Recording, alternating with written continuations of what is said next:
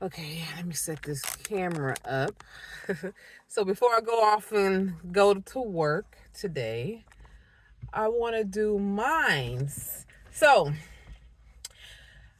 my name is Tanya Layla Carroll, and of course you guys know me as Tanya. So my fondest memory of Madea and also Aunt Tommie. First, I want to talk about Madea. So I can give you one, but I want to actually give you three, and I'm not gonna be long. So my fondest memory of Madea is when I remember when I would come to her, well, not her house, Aunt Tommie's house, when she was staying with Aunt Tommie in Bay City, and I would be on the porch talking to everybody because people sit on the porch most of the time. And I didn't make my way to her yet. And she used to come outside and be on the porch, and she would look at me with this look.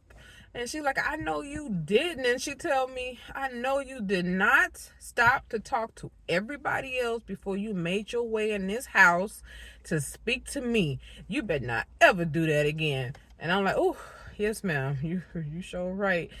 And another fond memory that I have of her was when I was younger, little girl. My dad was locked up, and my mom wouldn't take me and my brother to go see him. So Madea would do it. She would take my brother and I and go see my dad while he was locked up. And then the most important fond memory that I have of her. So I had stayed away from the family for 2 years at this time. And I didn't know that she was blind. I didn't know. So I came to visit, and she was lying in bed at this time. And I didn't know that she knew I was there because everyone was outside again. This time, everyone's outside and everything. And she was the only one in the house. I walked in the house and I stood at the doorway. And I just stood there. I didn't say a word. I didn't say anything. I just looked at her because I noticed that something looked different about her. And she felt my presence. And keep in mind, it had been 2 years since I had been there. And she said, don't just stand there. Come up. Come up to me. And she said, Tanya, I know it's you. I'm like, oh, wow. You know it's me. And she said, yeah, I knew you was coming today. I felt you. I knew you was coming today. I said, oh, okay. And then she said, don't ever stay away from the family this long again. I understand what you was going through, but don't let that happen again. And she's also said, I know that you're worried about your brother, because at this particular time my brother had disappeared from the family. It had been a year, haven't heard from him and everything. And she said, he's okay, he's coming home.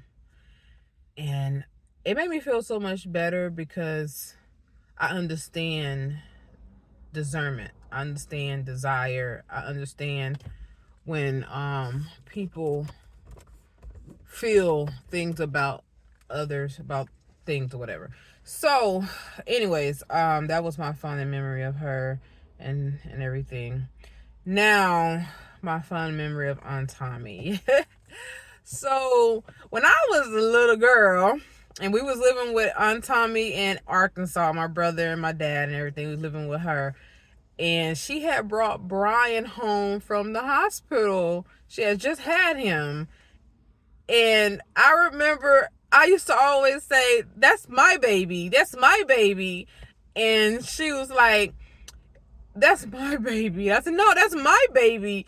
That's my baby. And I remember when she had to pry him out of my arms because I wouldn't let him go. And then she was like, I have to change your baby. I'm like, oh, okay, here you go. And then I would give her Brian back. Oh, I remember those days. And then I do remember her nickname for me was Legs. She was called me Legs. And what else I remember of my fondest memory of her? So, okay. When my nephew, who's now my son, okay, so when his dad and his bio mom, when my brother and her was going through their problems the first time, when they first moved to Bay City, Aunt Tommie was the one who would help watch him.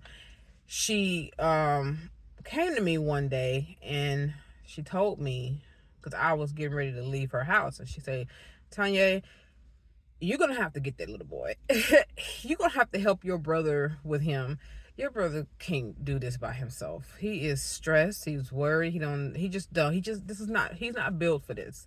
And I was like, okay, but I don't have any kids, and how this gonna work, basically. And fast forward, here it is. Okay, so my nephew was 1 at that time. So fast forward, he's 5 now. And her and my dad was driving somewhere. I don't know where they was going, but my dad called me. He said, Tommy want to talk to you. And I was like, okay. So I got on the phone with her, and she said, I have to let you know that I'm passing the torch to you. And I was like, what are you talking about? And she said, we don't let family stay in CPS and Child Protective Service. No, none of our family go through foster care. And I was like, but I don't know why you telling me this. And she said, because that's your baby. Go get him out of there. That's your baby. And I say, oh, wow, memories. I remember when you used to say that about Brian. And she said, no, this time that's your baby. And then she also told me, she said, I raised many kids who were not my own, especially before I even had children. And I'm passing the torch to you. Go get that baby out of there.